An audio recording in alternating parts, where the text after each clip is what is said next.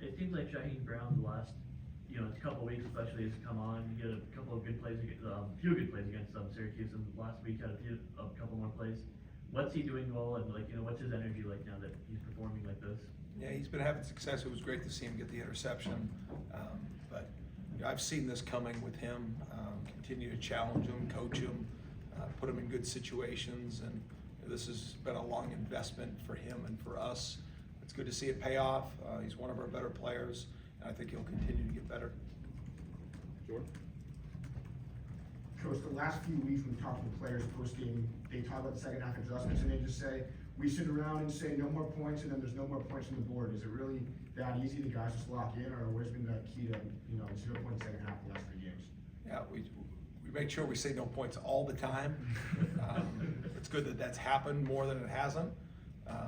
It's just, even when you go in a game playing like for weeks like this, when you get into this point in the season, there's no really wholesale changes, right?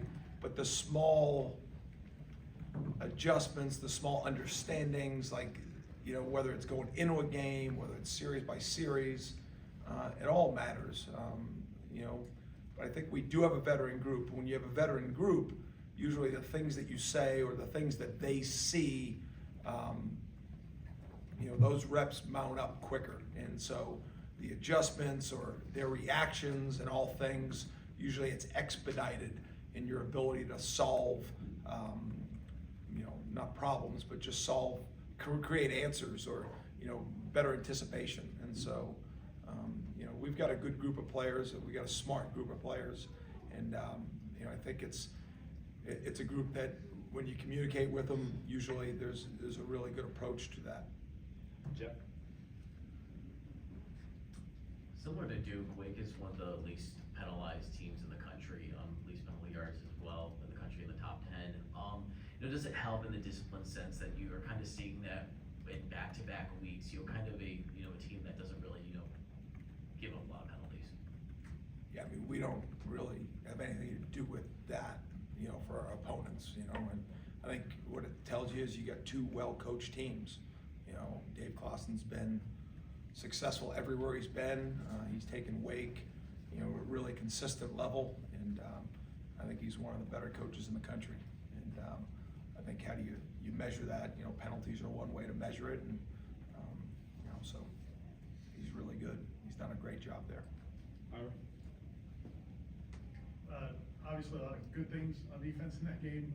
The plays where they got the edge in the running game, is that multiple mistakes? Is it just they hit the right play call at the right time, or what was going on? Yeah, it's never the right play call at the right time because there's never a play where the edge of the defense isn't important to us.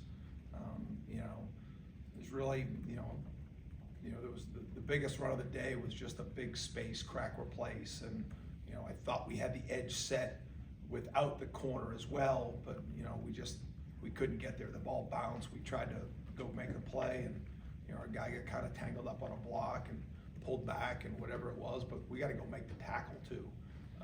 A couple of the other ones, because when you're trying to set edges, you don't just want to run up the field and create a bunch of space because now you have the edge set, but there's a bunch of space inside for the next player to make a play. So you're always trying to set hard edges and firm edges, and our job is to take away all that space, and you can do that from outside in, and but then when you get decent backs and they bounce the football, you usually try to expand, and sometimes the guy's a little bit quicker than you expected. Sometimes they're trying to block you and you're trying to get off, and so those things happen, but definitely something we emphasize, and I would say there's probably about 80 yards of offense on just some bounce plays, and so that's something we got to eliminate. Corey? I could be wrong, but I feel like defensive end is one of the positions where you rotate two at a time. It's two guys. Burris plays with Peyton, Turner plays with Edmund. I don't know if that's been going on the whole season. I think most of it. Is that always the case with defensive ends with you? Could you do like Burris and Edmund and Peyton and Turner, or do you like those two guys rolling out there together? It's really good observation for you, Corey, because it's really happened a little bit more the last 2 weeks. It's not totally by design. Obviously, Pat and Jared play the majority of the snaps. You try to roll, Byron's got a certain play count we're trying to hit with, Gilbert has a certain play count we're trying to hit with, and really it's meant early in the game to sub it in a four-way roll where it's usually not just Gilbert and Byron or Jared and Pat. Usually it's more of a mixture of the two. But as the game gets going, and if we're playing pretty good early down, you're trying to keep Jared and Pat fresh on third down too. So that's how that plays out sometimes. It's not by design going into the game, but based on rep counts and how the game's flowing, at times Jared and Pat will rest together. You're just trying to get them ready for third down too. Yeah. Stay here with Ira. I'm guessing that the rotation part was probably part of the answer to this, but, what you guys have done in the second halves these last 4 weeks particularly, how much of that is the guys seeing what happened in the first half and understanding what you guys want to do differently in the second half, and how much of it is the rotation, or why do you think you guys have been so good? Yeah, I think it's both. I think we played 21 players, significant snaps. When I say that, I'm gonna say the 21st player was probably at like 15 or 16 reps. And so, that's 3 or 4 series. I think, Conrad, Omar were right there at the bottom of that 21 group but that's significant snaps in my eye. So when you're playing that many players, you're bound to be fresh. And so when's that gonna show up? It's gonna show up late in the game, it's gonna show up late in the season. And, so I think that has something to do with it. But I do think we have smart players and, just as the game goes on, I think those things start to pick up a little bit more, Brendan? I think before the season, you had said that Braden Fisk is someone you were excited for the fan base to see in action. The amount of energy that he's played with, especially this past week, I guess it's been pretty consistent, but for the impact he's making from just an energy standpoint, I guess, what has that meant to you guys on defense? Yeah, I'm really glad you notice it, and, because when you are rotating guys, when you are having impact, and, the last couple of weeks, third downs, we've been really good, but they're not typical third downs. You're still getting a lot of run game and quick game passes, and so maybe some of the impactful stats that, the outside world just judge people on of sacks and hurries, but Braden shows up in so many ways, he's working his tail off on how he's playing. He's loved by his teammates because they just see him on Sundays and Mondays and Tuesdays and the work he puts in, and then that stuff shows up on Saturday. And he's been a force for us. He's somebody we rely on. We're trying to keep him on the field as much as we can, but keep him fresh at the same time and get that balance with Braden. But we've got packages with him at defensive end, that we probably haven't used that much, but we're ready for that. We've got things to try to get him centered up in one-on-ones, and I think the world of him because of how he goes about his business and the smile he has on his face. Plus, he's big and fast. Jordan?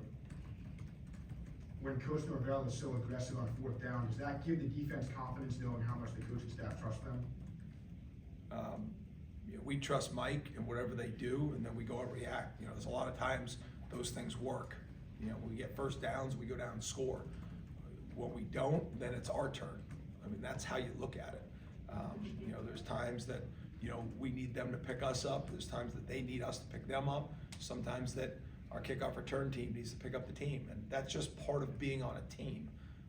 Anytime your team's lopsided on one side of the ball or lacks a phase, that's gonna show up in big games. But when you're really balanced and you're good in a bunch of different ways, situationally, on both sides of the ball, that's how you wear down teams, and that's how what happened in the Duke game happens.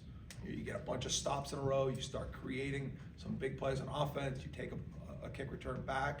I think that does come back down with how we use our guys in the special teams too, because they're interwoven.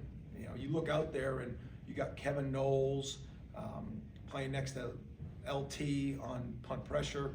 You're punting the football, and you see Ja'Kai Douglas covering a punt next to Rosarie.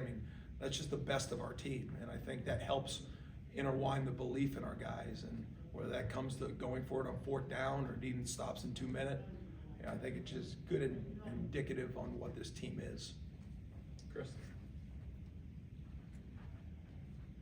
With Wake, how different are they if it's Griffiths versus somebody else, and what does Griffiths do well at quarterback for them?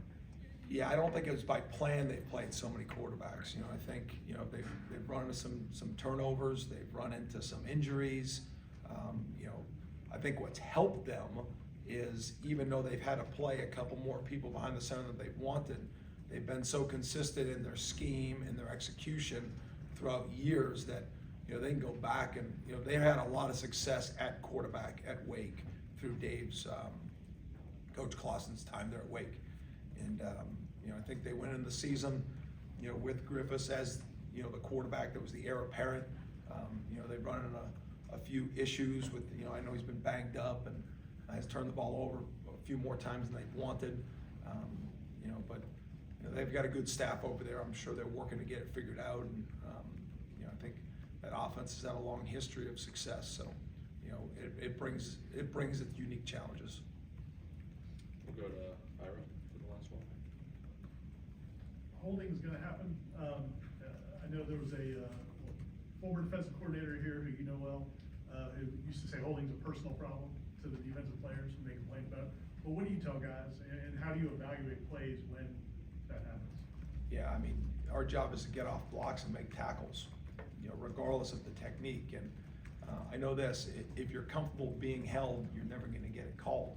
And so it's just about trying to create block destruction, you know, get back off the blocks and go make a play. And, you know, I try not to even address it. You know, I mean, Mike deals with the officials, and, you know, I try to deal with the players, and just, you know, we just gotta get off, and that's part of it. And, you know, there are things out there that get called, there's things that aren't. You just keep it moving and make sure the technique and the effort is what you're coaching. We'll do one last one with Corey.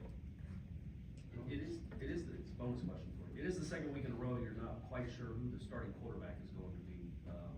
But does their offense change from one quarterback to another? I know you were addressing that a little bit. And did Duke's change much? Because it's not like he lit you up with his arm. So what really changed when Beeline came into the game? And do you foresee anything changing depending on who these Wake quarterbacks are? Do they have a similar skill set, I guess? Yeah, you want me to do the Duke one? Sure, do the Okay. Duke one first. Yes, so Multi-layered bonus, I'm on you. Yeah. But it's great questions. You know, as far as Duke, you could just see the confidence. I mean, they allowed Riley probably a little bit more at the line of scrimmage, you know, and when, you know, the younger quarterback came in, I mean, they were trying to protect him. You know, I know the 4th and 3 play call was just what they thought needed to be done, but, you know, it was a little bit different. You know, the style of the offense is still the same. I mean, the formations, it's not wildcat. You know, when people sub that guy in, that's what's gonna happen. There are strengths and weaknesses to each player. I think a play caller's job is to get that player comfortable, but you don't want the other 10 to have to change. You know, with Wake, you know, you know, it's the same offense, but you could see obviously in the past, they've had some quarterbacks that just operated at just such they were always ahead of what was gonna happen, because whether it was the skill level or the talent of that person, or it's just, you know, how comfortable they felt. You know, I think as Wake moves forward and, you know, they've had a couple people behind the center, the good thing for them is all these guys have been in the same system.